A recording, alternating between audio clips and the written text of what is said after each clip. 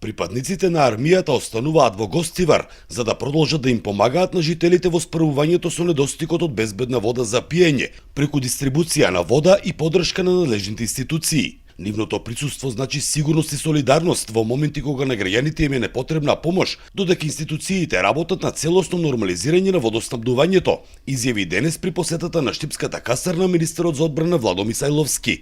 Нема лимит. Додека сме потребни, тамо ќе бидеме. Се разбира дали ќе се користи капацитетот на армијата доволно или не, во овој момент можеби тоа е второ прашање, прво прашање е дека армијата е таму и останува да помогне. Мисајловски нагласи дека армијата интензивно се модернизира и опремува за да ја подигне својата борбена готовност, но и да интервенира секаде каде што е потребно во мирнодопски услови.